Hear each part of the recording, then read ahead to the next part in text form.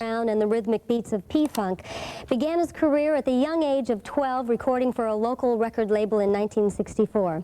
6 years later, in Jackson, Mississippi, King Floyd would record his biggest hit, the self-penned and soulfully smooth ballad Groove Me, which became a top 10 single. The enduring appeal of Groove Me was also evident later in the decade when Fern Kinney covered it as a dance track in 1979. This clip is also notable for another reason. Witness King Floyd's collar. Of course, this was the style in those days, but Floyd wins the grand prize for having the widest. Today's video features an undeniably skilled man. A man capable of competing with Joe Texas and James Brown for the title of Soul Brother #1. The centerpiece of today's video is all about King Floyd. Before we start, let's be sure to leave a like on the video, subscribe to the channel, and push the notification bell to be sure you won't miss on any more uploads. Now, without further ado, let's cue that intro.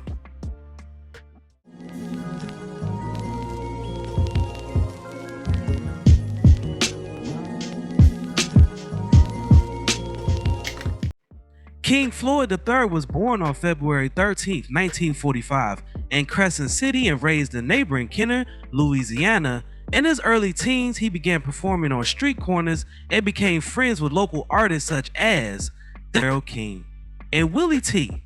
Floyd earned his first paying job at the Bourbon Street Club Show Bar in 1961 thanks to New Orleans blues great Mr. Google Eyes, but his blossoming career was quickly halted by military duty. Floyd moved to New York City after being discharged from the Army in late 1963 when he signed with booking agency Shaw Artists and performed regularly across Manhattan. He also started creating songs inspired by Don Covey and J.J. Jackson.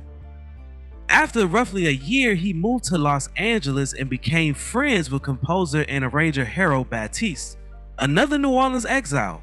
Floyd met DJ Buddy Kelly through Batiste, who then introduced him to the Original Sound label, which released his debut record, Walking and Thinking, in 1965.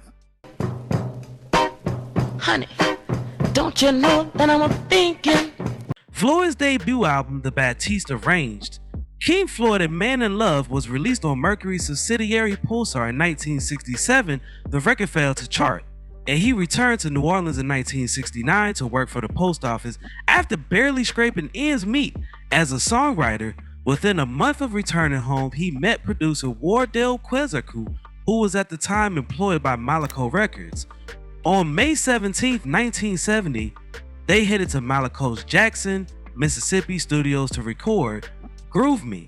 I just can't get you out of my mind. You become a sweet, which was recorded in only one take during the same session that yielded another Quezerku produced hit, Gene Knight's Mr. Big Stuff. Floyd penned Groove Me and had planned to give her the lyrics on the morning she unexpectedly quit, and he never saw her again. With Quezerku's help, he converted the song into a genuinely funky, percolating groove somewhere between the finest of James Brown and Otis Redding, but oddly, the song initially appeared on the Malaco subsidiary Chimneyville as the B-side of Floyd's Soulful.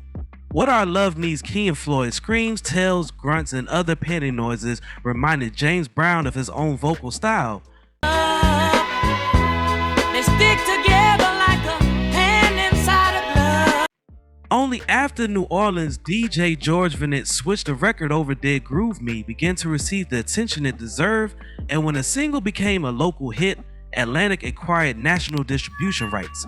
Groove Me went on to top the Billboard R&B charts and reached number 6 on the mainstream charts, becoming gold on Christmas Day 1970.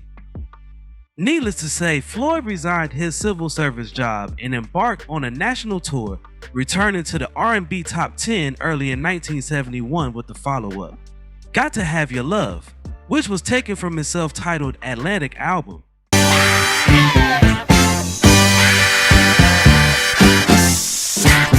However, creative disagreements immediately strained Floyd's partnership with Quezerku, and following attempts such as the excellent 1973 album, think about it, received little notice, and an unexpected decision Atlantic released, Woman Don't Go Astray, from the 1971 King Floyd album as a single, winning a gold record, 3 years after its debut.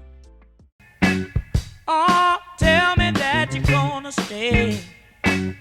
'Cause However, Atlantic's partnership with Malaco was soon terminated, and the latter secured a new distribution contract with Miami-based TK, which also took over Floyd's producing duties for 1975's Well Done, which produced a minor hit, I Feel Like Dynamite.